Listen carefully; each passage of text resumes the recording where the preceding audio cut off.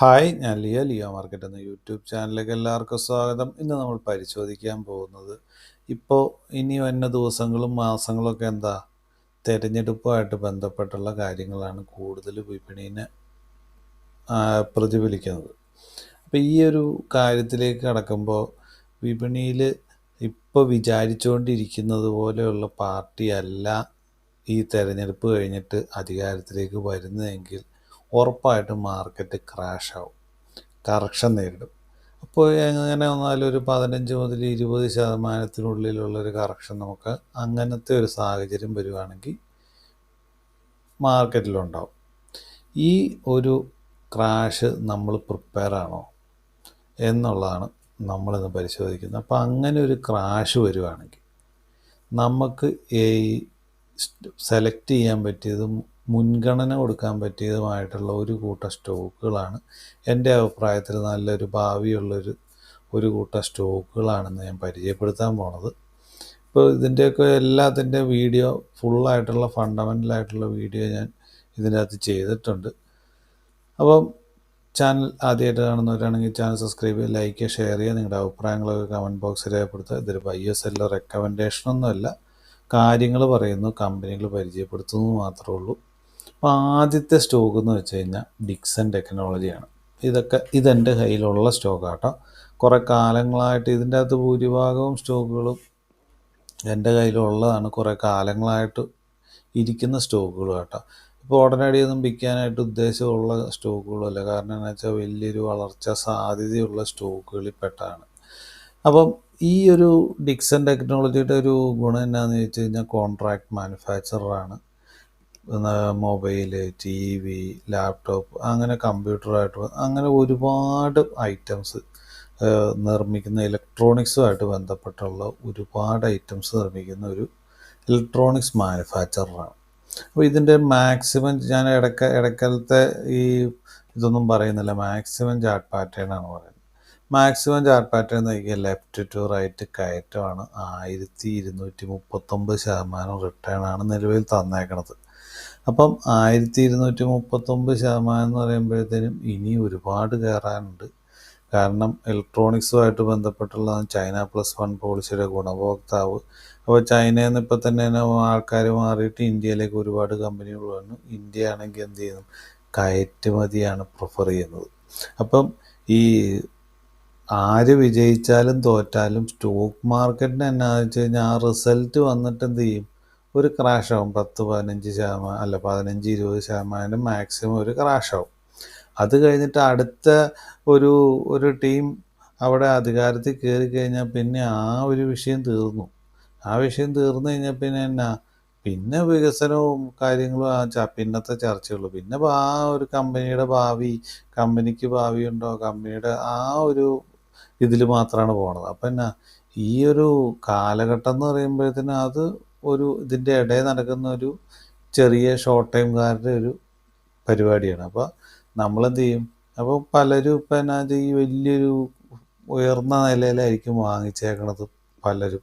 അപ്പോൾ ഈ ഒരു കറക്ഷൻ്റെ വരണം. ഇവിടെ നോക്കിയേ, ഇവിടെ 5000-6000 ഒക്കെ അവിടെ വെച്ചിട്ട് വാങ്ങിച്ചവരൊക്കെ ആണെങ്കിൽ ഈ ക്രാഷിൻ്റെ സമയത്ത് വിറ്റ് കളഞ്ഞാൽ അവർക്ക് നഷ്ടമായിരിക്കും. പക്ഷേ ഇപ്പം നിലവിലത്തെ വില എത്ര, 7000-ന് മുകളിലായി. അപ്പോൾ ഇവിടെ വന്നിട്ട് താഴത്തെ ഒന്ന് വിറ്റ് കളയുന്നവർക്ക് അവർക്ക് എപ്പോഴും നഷ്ടം തന്നെ സംഭവിക്കും. പക്ഷേ ലോങ് ടൈമുകാർക്ക് എന്ത് സംഭവിച്ചേക്കണേ, ആ ഒരു ഇത് മറികടന്ന് പിന്നെ മുന്നോട്ട് തന്നെയാണ് പോയേക്കണത്. അപ്പം നമ്മളെന്ത് ചെയ്യണം, ലോങ് ടൈമിലേക്ക് ഫോക്കസ് ചെയ്യണം. അപ്പം ഇതുപോലെയുള്ള അതിൻ്റെ ബിസിനസ് മനസ്സിലാക്കിയിട്ട് വളർച്ച സാധ്യതയുള്ള മേഖല നോക്കിയിട്ട് ആ മേഖലയിൽ നമുക്ക് എന്ത് ഒരു പ്രശ്നം വന്നാലും അതിനെ മറികടക്കാൻ പറ്റുമോ കമ്പനിക്ക് അതിൻ്റെ അത് ഇതിനെ മറികടന്ന് മുന്നേറാൻ പറ്റിയ പ്രൊഡക്റ്റാണോ എന്നുള്ളതാണ് മെയിനായിട്ട് നോക്കാനുള്ളത്. ഇനി അടുത്ത സ്റ്റോക്ക് എന്ന് വെച്ചാൽ സിർമ SGX എന്നുള്ളതാണ്. ഇതും എൻ്റെ കയ്യിലുള്ള സ്റ്റോക്കാട്ടോ. അപ്പോൾ ഈ ഒരു സ്റ്റോക്കിൻ്റെ മാക്സിമം ചാർട്ട് പാറ്റേൺ നോക്കിയാൽ ഇതും അങ്ങ് തുടങ്ങിയിട്ടുള്ളൂ. ഇതും ഇലക്ട്രോണിക്സുമായിട്ട് ബന്ധപ്പെട്ടുള്ളൊരു മാനുഫാക്ചറാണ്. അപ്പം ഇവർക്കും ഭാവിയുള്ളൊരു പ്രൊഡക്റ്റാണ്. ഇപ്പോൾ ഞാൻ അപ്പുറത്തെ ഈ ഇലക്ട്രോണിക്സുമായിട്ട് ബന്ധപ്പെട്ടുള്ള കാര്യങ്ങൾ പറഞ്ഞത് കാരണം ഞാൻ ഇതിൻ്റെ അകത്ത് വീണ്ടും അത് ആവർത്തിക്കുന്നില്ല. അപ്പോൾ ഇതും വലിയൊരു വളർച്ചാ സാധ്യതയുള്ളൊരു മേഖലയിൽപ്പെട്ടതാണ്. അപ്പോൾ ഈ ഒരു കമ്പനിയുടെയും ഒരു പ്രൊഡക്റ്റ് എന്ന് പറയുമ്പോഴത്തേനും അതും ഈ മേഖലയിൽ തന്നെ വലിയ കയറ്റുമതിയും ഒക്കെ പ്ലാൻ ചെയ്യുന്ന ഒരു മേഖല ആയതുകൊണ്ട് തന്നെ ഇതിപ്പോൾ ജേർണി അങ്ങ് തുടങ്ങിയിട്ടേ ഉള്ളൂ. ജസ്റ്റ് 69% റിട്ടേൺ ആയിട്ടുള്ളൂ ഓൾ ടൈം ചാർട്ടിൽ. വരുന്ന കാലഘട്ടത്തിൽ ഇവനും അങ്ങ് പെർഫോം ചെയ്ത് നല്ലൊരു വാല്യുബലയിലേക്ക് മുകളിലേക്ക് വരാനായിട്ട് ചാൻസ് ഉള്ളതാണ്. ഈ കമ്പനിയും എൻ്റെ കയ്യിലുണ്ട്. ഇത് വലിയൊരു വളർച്ച സാധ്യത കാണുന്നൊരു കമ്പനിയാണ്. അപ്പോൾ ഈ മോളി വാങ്ങിച്ചവർക്ക് മാത്രമാണ് ഈ ഒരു പ്രോഫിറ്റ് ബുക്കിങ്ങിൻ്റെ സമയത്ത് പ്രശ്നം വരുള്ളൂ. അപ്പോൾ ഈ പ്രോഫിറ്റ് ബുക്കിങ്ങിൻ്റെ കാലഘട്ടം കഴിഞ്ഞിട്ട് എന്ത് ചെയ്യണം? അത് കഴിഞ്ഞിട്ട് പിന്നെ അവിടുന്ന് പിന്നെ തിരിച്ച് കയറി വീണ്ടും ഉയരങ്ങളിലേക്ക് പോകും. കാരണം ഈ ഒരു 3-4 മാസത്തിൻ്റെ ഒരു പ്രശ്നം മാത്രമേ ഉള്ളൂ. അടുത്തൊരു നല്ലൊരു ടീം അവിടെ അധികാരത്തിൽ വന്നു കഴിയുമ്പോഴത്തേനും ഈ പ്രശ്നങ്ങളൊക്കെ തീർന്ന് വീണ്ടും വികസനമായിട്ട് ബന്ധപ്പെട്ടുള്ള ചർച്ചയിലേക്ക് കിടക്കുമ്പോൾ വീണ്ടും ഇവൻ നന്നായിട്ട് വളരും എന്നുള്ളതാണ് പറയാനുള്ളത്. പിന്നെ അടുത്തത് നമുക്ക് ഒരു സോഫ്റ്റ്വെയറുമായിട്ട് ബന്ധപ്പെട്ട് ന്യൂജൻ സോഫ്റ്റ്വെയർ എന്നുള്ളതാണ്. ഈ കമ്പനിയുടെ മാക്സിമം ചാർട്ട് പാറ്റേൺ നോക്കി 575% റിട്ടേൺ ആയിട്ടുള്ളൂ. അപ്പോൾ ഇവനും വലിയൊരു വളർച്ച സാധ്യതയുള്ളൊരു കമ്പനിയാണ്. അപ്പോൾ ഈ ഒരു കമ്പനിയുടെയൊക്കെ ഒരു ഇതെന്ന് വെച്ചാൽ ഓട്ടോമേഷനുമായിട്ട് ബന്ധപ്പെട്ടുള്ളതാണ്. ഇനിയുള്ള കാലഘട്ടത്തിൽ സോഫ്റ്റ്വെയറും കാര്യങ്ങളൊക്കെ ഉണ്ട്. ഓട്ടോമേഷന് അത് വലിയ ഇമ്പോർട്ടൻസ് ഉണ്ട്. അപ്പോൾ ഓരോ കമ്പനികളും വലിയ ഓട്ടോമേഷനിലേക്കൊക്കെ മാറാൻ വേണ്ടി നിർബന്ധിതരായിക്കൊണ്ടിരിക്കുന്ന കാലഘട്ടമാണ്. അപ്പോൾ അവരെങ്ങനെ ചിലവ് കുറച്ച് എങ്ങനെ പെട്ടെന്ന് ആളെ കുറച്ച് എങ്ങനെ ഇതാക്കും, ആ ഓട്ടോമേഷനായിട്ട് നടത്തും എന്നുള്ളത് കൂടുതൽ കമ്പനികളിലേക്ക് വരാനായിട്ട് ചാൻസ് ഉണ്ട്. അപ്പോൾ ഈ ഒരു കമ്പനിക്ക് വലിയൊരു വളർച്ച സാധ്യതയുള്ളൊരു കമ്പനിയാണ്. അടുത്ത കമ്പനി എന്ന് പറഞ്ഞാലോ, അടുത്ത് ഞാനൊരു 3 എണ്ണമായിട്ട് അവിടെ പരിചയപ്പെടുത്തുന്നുണ്ട്. ഇതിൻ്റെ ഗ്ലോബൽ ഹെൽത്ത് മെദാന്ത എന്ന് പറഞ്ഞ ഹോസ്പിറ്റൽ ഇപ്പോൾ 200% അടുത്തേ ഉള്ളൂ, ഇപ്പം ആയിട്ടേ ഉള്ളൂ. ഇപ്പോൾ ഈ ഒരു കമ്പനിയും എൻ്റെ കയ്യിലുള്ളതാണ്. ആസ്റ്റർ DM എന്ന് പറഞ്ഞ ഹോസ്പിറ്റൽ എൻ്റെ കയ്യിലുള്ളതാണ്. പിന്നെ റെയിൻബോ ചിൽഡ്രൻസ് ഹോസ്പിറ്റൽ ഇതും എൻ്റെ കയ്യിലുള്ളതാണ് കേട്ടോ. ഈ 3 ഹോസ്പിറ്റലിലും നല്ലൊരു വളർച്ച സാധ്യതയുണ്ട്. അപ്പം ഈ ഒരു കമ്പനിയും ഞാൻ ഈ 3 എണ്ണമായിട്ട് അടുപ്പിച്ച് പറഞ്ഞതെന്നാന്ന് വെച്ച് കഴിഞ്ഞാൽ, ഒരു സെക്ടറിൽ നമ്മൾ നിക്ഷേപിക്കുമ്പോൾ എന്നാന്ന് വെച്ച് കഴിഞ്ഞാൽ അതിൻ്റെ ഒരു ടോട്ടൽ നമ്മൾ നിക്ഷേപിക്കുന്ന തുക നമ്മുടെ പോർട്ട്ഫോളിയോയിൽ ഒരു പരിധി കൂടുതൽ പെർസെൻറ്റേജ് മുകളിൽ പോകില്ലെന്ന് നിർബന്ധമുള്ള വ്യക്തിയാട്ടോ ഞാൻ. അപ്പോൾ അങ്ങനെ വരുമ്പോൾ എന്നാ ചെയ്യും, ആ ഒരു കമ്പനിയുടെ നമ്മുടെ പോർട്ട്ഫോളിയോയുടെ വാല്യൂ ഇപ്പോൾ നമ്മളൊരു 100% എന്ന് പറയുമ്പോഴത്തേനും ആ 100%-ൻ്റെ മുകളിലേക്ക് പോയി കഴിഞ്ഞാൽ നമുക്ക് പിന്നെ റിസ്ക്കാണ്. അത് വരാതെ പ്രത്യേകം ശ്രദ്ധിക്കണം. അപ്പോൾ അതിനാട്ടോ ഞാൻ മൂന്നെണ്ണം നല്ല വളർച്ചാ സാധ്യതയായിട്ട് ഞാൻ കാണുന്നതാണ്.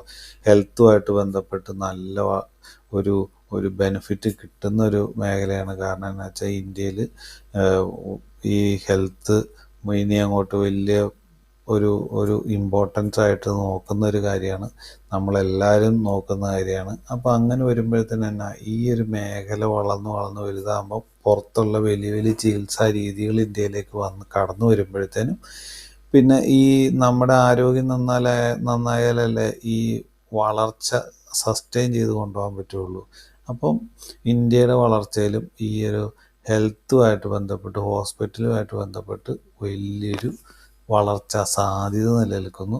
അപ്പോൾ പിന്നെ ഇന്ത്യയിൽ ഓരോ ആൾക്കാർക്കും ഇന്ത്യ വളരുന്നതിനനുസരിച്ച് വരുമാനം കിട്ടുമ്പം അവരുടെയൊക്കെ ഹെൽത്ത് കൂടുതലായിട്ട് ശ്രദ്ധിക്കാനായിട്ട് ചാൻസ് ഉണ്ട്. അപ്പോൾ അങ്ങനെ വരുമ്പോഴത്തേനും ഈ ഹോസ്പിറ്റലുകളും വലിയ വളർച്ചാ സാധ്യതയുള്ള, അതിൻ്റെ അകത്ത് ഈ റെയിൻബോ ചിൽഡ്രൻസ് എന്ന് പറയുമ്പോൾ കുട്ടികളുടെ ഹോസ്പിറ്റലാട്ടോ, അത് പ്രത്യേകം ഞാൻ എടുത്തു പറയുന്നു. അപ്പോൾ ഈ ഹോസ്പിറ്റലൊക്കെ 3 നല്ലൊരു വളർച്ചാ സാധ്യതയുണ്ട്.